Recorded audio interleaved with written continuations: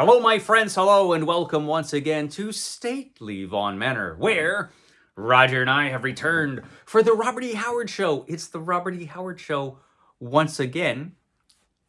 And this year, for the Robert E. Howard Show, I was thinking of doing a series of videos on individual Robert E. Howard books that have been published throughout the years.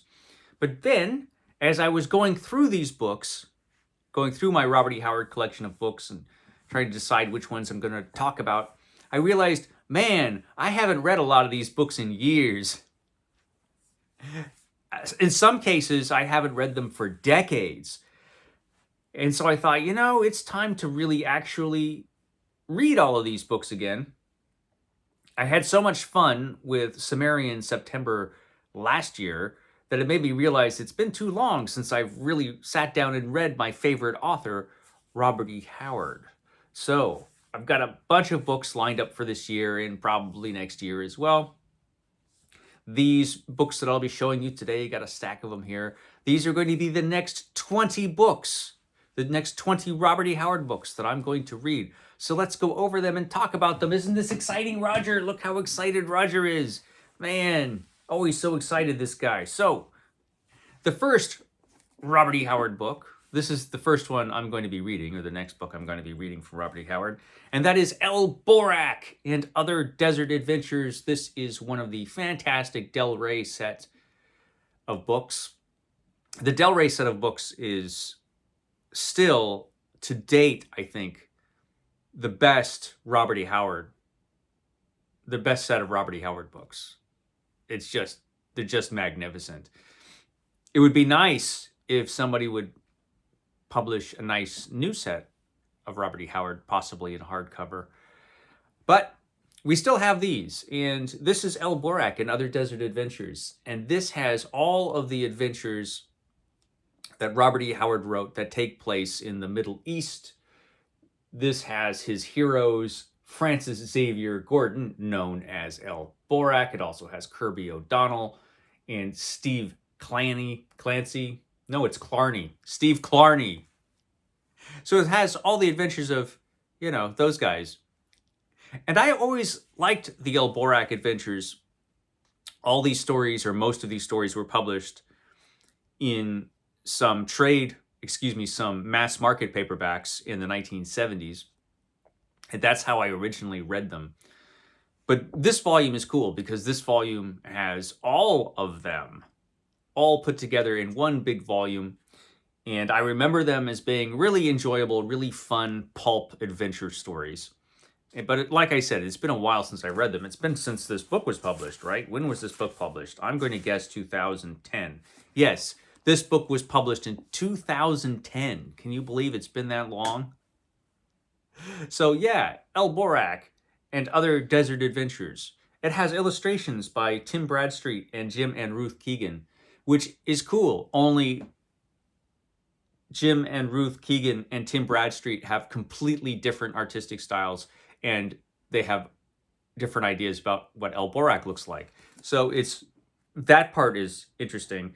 The artwork itself is fantastic. See if I can find some good examples in here. Of course, now that I'm looking, you know how it is when you look for illustrations, you can never find them. But that's Bradstreet right there. He has an interesting style, and that's his Almuric right there, which is quite different from Jim and Ruth Keegan's. That's cool. But the illustrations in this are really, really awesome. And Jim and Ruth Keegan did the cover there. And they actually have a couple interior illustrations as well. This I'm looking forward to. It's been too long since I've read Almuric. The next one is also a Del Rey book, and this was the very last Del Rey book that was published. I think there was definitely enough material to make another one after this, but this was the last one. This is Sword Woman and Other Historical Adventures. And this has all of Robert E. Howard's historical stories. So all his Crusader stories, Shadow of the Vulture, all that stuff, it's all in here in Sword Woman. And this, like I said, was the last Del Rey volume published, and that was when? 2011? Yeah. The last one was published in 2011. So it's been a while. And yeah, this has everything. All of his historical adventures. The illustrations are fantastic from John Watkins. And yeah, Road of Eagles, Shadow of the Vulture, Blades of France, The Road of Azrael. It has everything. And again, a lot of these were published in some hardcover and mass market editions back in the 1970s, but this has everything. It has everything. It's a magnificent volume. Pretty big one. So 500 pages long, but I'm looking forward to it. So there's that. All the historical stuff I'm going to revisit. Then we have some different volumes. And one is this one. This is Shadow Kingdoms, The Weird Works of Robert E. Howard, Volume 1. So this was a series of books done by Wildside. It is Wildside, right? Yeah, Wildside Press did these. They did a series of hardcovers where they published all of the weird fiction of Robert E. Howard that was in the public domain. I believe these are all public domain stories that they published. So it doesn't have everything, this set of books. It's a nice set of books, though. I don't have them all because as the series goes on, they start publishing a lot of Conan, and I have all those stories in other places, and a bunch of other stuff I have in other places. So I don't have all of these books, although they're a nice set of books. And I like this one because this has some of his very early stories, because they published these all in chronological order. Has a introduction by Mark Finn, who did the definitive biography of Robert E. Howard. So it starts off with his earliest story, Spear and Fang. And then we get Wolf's Head, The Lost Race, The Song of the Bats, which was a poem. You get a lot of poetry in these volumes, all this weird poetry. So this will be cool. This is a nice hardcover. They did a paperback version of it as well. But yeah, a lot of his earliest weird horror stories or fantasies, they're in this one. Shadow Kingdoms. So yeah, I got this. And then I'm going to follow that up with Volume 2, Moon of Skulls. Now, the reason I picked this is because this has Skullface in it. Yeah, Skullface. About some guy that looks almost as good as Roger, but not quite as handsome. Right, Roger? Skullface, which was a novelette, basically, that is kind of in the tradition of Fu Manchu. So a very pulpy novelette, but one that a lot of people like. And I remember just thinking it was, I remember thinking it was good, but I remember thinking it was not great. So I would like to read it again so that I could talk about it here on this fantastic program. Because it's been years and years since I've read Skullface. But this has some other stuff in it. Of course, this has some Solomon Kane stories in it. And then we have The Voice of El Lil is also in this volume. But I'm reading it basically because Skullface is in it. And look at that magnificent cover. What a handsome devil. So there's that. And then, Robert E. Howard, he wrote a bunch of boxing stories.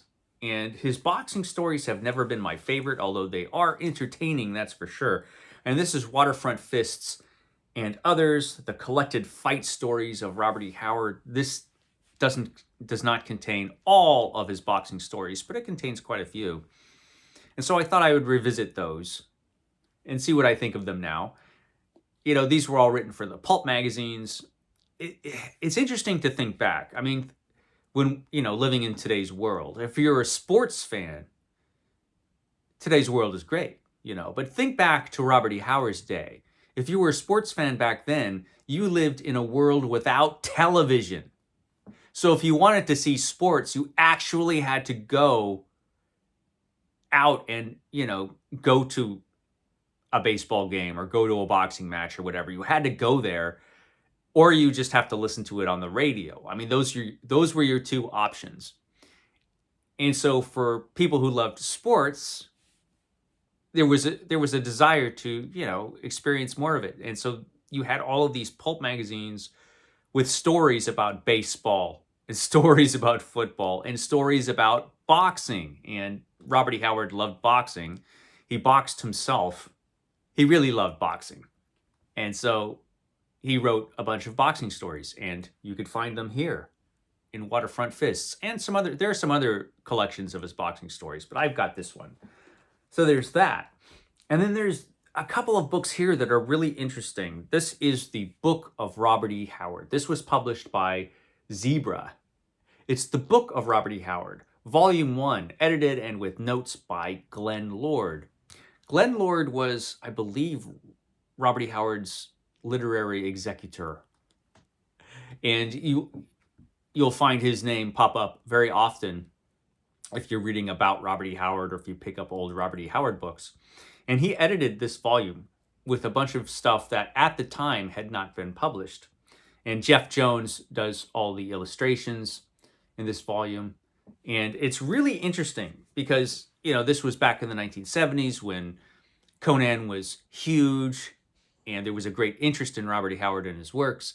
And this contained just a bunch of kind of stories and sketches and poems that at the time you couldn't get anyplace else. This does have Pigeons from Hell, one of his greatest horror stories. And it has a bunch of other stuff. It has a boxing story, The Pit and the Serpent. It has some poetry, some prose poetry. It has Red Blades of Black Cathay, Knife, Bullet, and Noose, which was a Western. Gents on the Lynch. Has She-Devil. She-Devil is in here. It has Curse of the Golden Skull, which is kind of a Cull story. It's part of the Cull series anyway. And so it's an interesting book full of cool stuff. And so there's that. And a lot of that I haven't read since I read this book, which was 20 years ago or so. And then he followed it up with the second book of Robert E. Howard, which has a bunch of the same kinds of things in it. Let's take a look at the contents. This has Sword Woman in it, which I guess at the time you couldn't find anyplace else. It has The Striking of the Gong, The Good Night. Black Canaan is in here. Song of the Mad Minstrel. Kelly the Conjure Man. The Footsteps Within, so it's got a Solomon Kane story in here. It has For the Love of Barbara Allen. It has a bunch of stuff in here. A lot more than that. So it'll be interesting to read this again. Then we've got a book that I remember as being one of my favorites, and that's this one. This is Marchers of Valhalla, which I got at the bookshop in Hayward for $1, apparently. I got this for $1. What a deal. Try finding this for $1 now. So this is The Marchers of Valhalla with an introduction by Fritz Leiber with a bunch of cool fantasy stories in here. We've got the Grey God Passes, which was one of his great stories. We've got The Thunder of Trumpets, Marchers of Valhalla, The Sea Curse Out of the Deep, The Thunder Rider. This also has For the Love of Barbara Allen, and The Valley of the Lost. And again, this is a book I haven't read in a long, long time, so look forward to that. Then we've got Cormac Mac Art. So this is one of the Bayan Books library, or the Robert E. Howard library from Bayan Books. In the 90s, in the 1990s, it was a dark time for Robert E. Howard. Conan was out of print except for pastiche fiction published by Tor, which didn't mention Robert E. Howard at all, usually. And none of his other stories were being published except by Bayan Books. Bayan Books had this great series, I did a video on it, of mass market paperbacks. And they really kept Robert E. Howard's fiction alive during the 1990s with this series of books. This is the first one. This is Cormac Mac Art, which there wasn't too much in this series. A couple stories, a couple fragments. Has this volume, to bulk it out, has a new story by David Drake in it. So These stories I haven't read in decades. It's been a while. So to properly talk about Cormac MacArt, I have to read this book again. Next, we've got a cool one. This is Black Volmea's Vengeance. Black Volmea's Vengeance, which are some pirate stories. Got some pirate stories about Black Volmea. And there were only a couple of these. So there must be another pirate story, I think, probably without Black Volmea. This has Swords of the Red Brotherhood, Black Volmea's Vengeance, and the Isle of Pirates' Doom. And one of these stories is actually a rewritten Conan story that did not sell. So that is interesting right there. So this will be fun. And what a great Ken Kelly cover. Look at that. That's cool. Then we've got another Bayan book. This is Trails in Darkness, where we have this guy fighting a giant ape because giant apes were a big problem in Robert E. Howard stories. You know, a lot of those giant apes running around you had to fight. And indeed, that takes place here in this one. And this has an introduction by S.M. Sterling. And just a bunch of really cool old horror stories. Black Hound of Death, The Hoofed Thing, The Horror from the Mound. And so we get some good old horror stories from Robert E. Howard in this one. There's a lot of repetition in these old paperbacks. You'll see stories published over and over again in different volumes. But what do you do? Now, this is Solomon Kane. And I just read Solomon Kane, the year before last or something? But I wanted to read the Bayan version because this, the first complete edition, it has an introduction by Ramsey Campbell. And it also has some of the fragments that Robert E. Howard wrote about Solomon Kane finished by Ramsey Campbell. And I like Ramsey Campbell a lot. He's a writer that I really enjoy. And you'd think, well, it's hard to think of a writer who has a more different style than Robert E. Howard than Ramsey Campbell. I mean, these are two very different writers.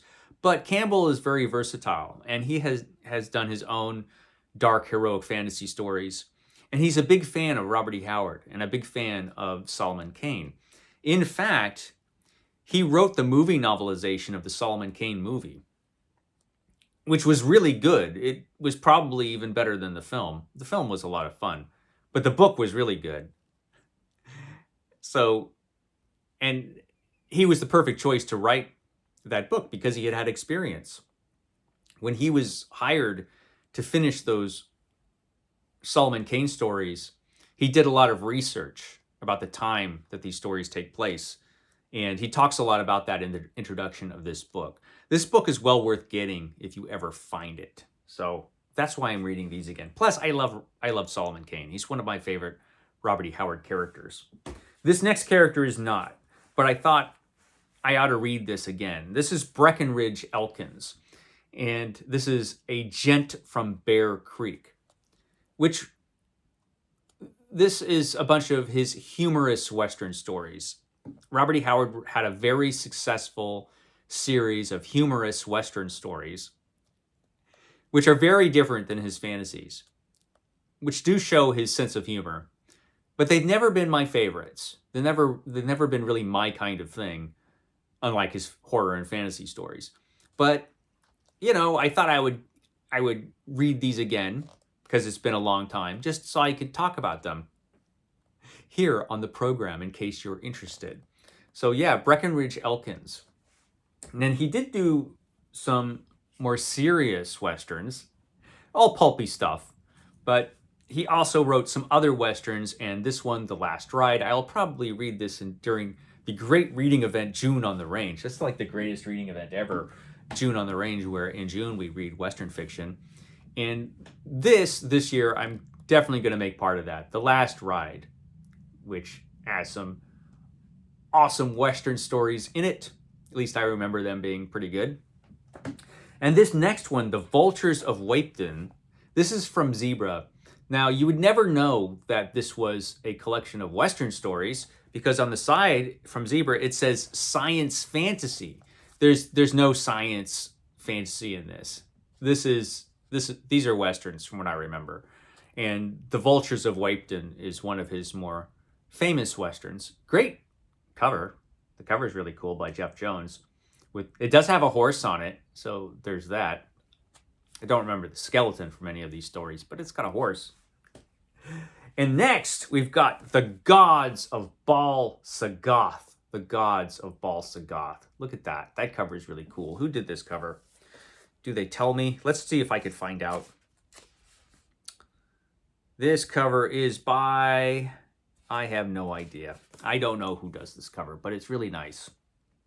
That's a really nice cover from The Gods of Baal Sagoth. And the cover is an illustration from the story. So that's cool. That was a really good story. And this has some other good stories in it. Has King of the... Well, it has other stories. It's been a long time since I've read this, but it's got King of the Forgotten People, Usurp the Night.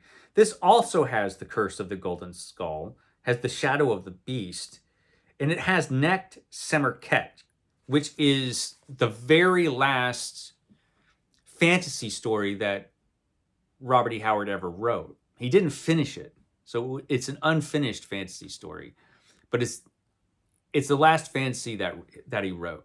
And it's interesting because it was written at such a late date. And at that point, it seemed like he had given up fantasy. So maybe he really hadn't. So there's that. So The Gods of Baal Sagoth, going to read that. And I'm going to be revisiting the very first Robert E. Howard book that I ever read. And that is Almuric. Look at that cover. That cover is really cool. And this is one of these old Berkeley volumes that have like the fold out. Look at that, the fold out. These were cool. It's kind of hard to find these books that still have those little fold out posters in them.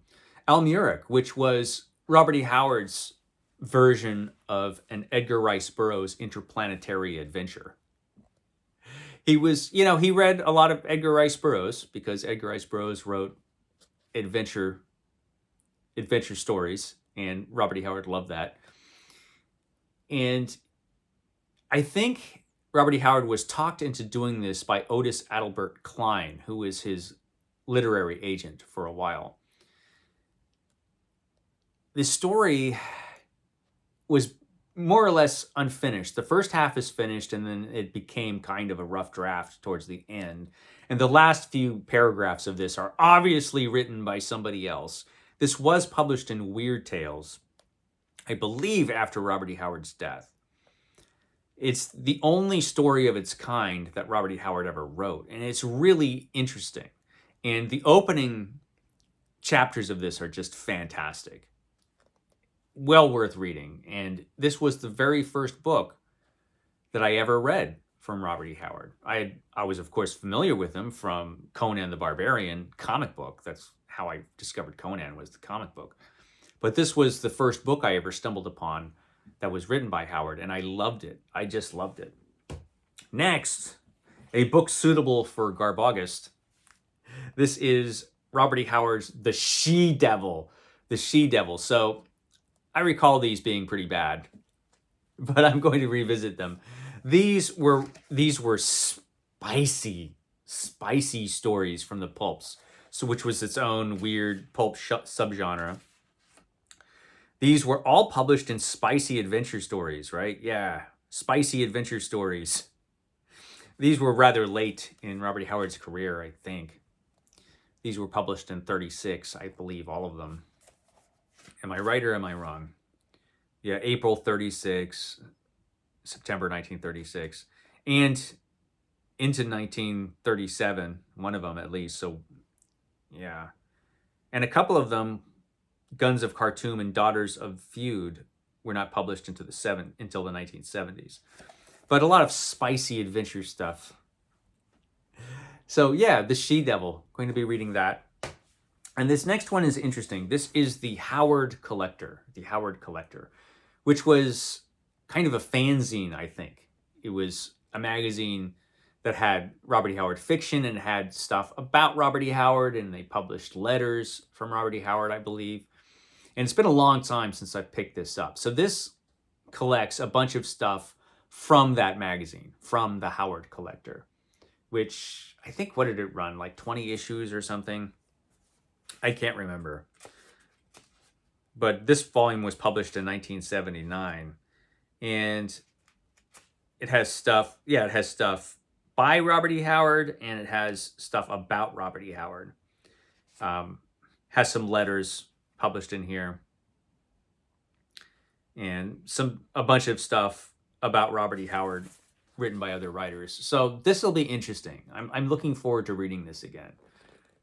I read it 25 years ago, something like that. It's been a long time since I've read that. So this next one is kind of a cheat because it's not by Robert E. Howard at all, but it is about Robert E. Howard.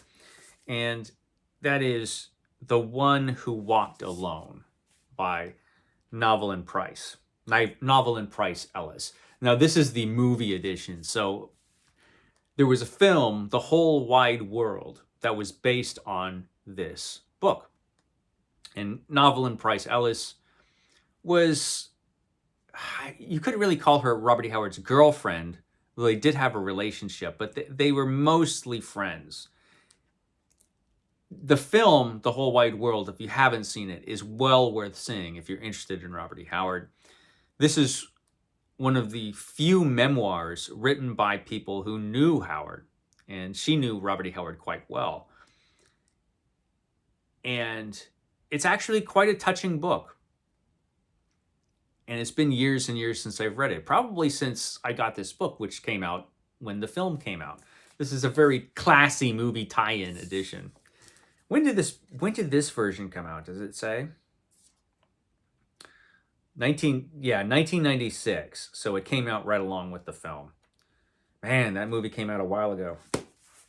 But it was a good movie, and I'm looking forward to reading this again because it's been a while. So I could talk about it here on this thrilling program. And I guess that's all of them. That's all the Robert E. Howard books I'm going to be reading this year and next. Wasn't that thrilling, Roger? Roger's thrilled. I will catch you next time.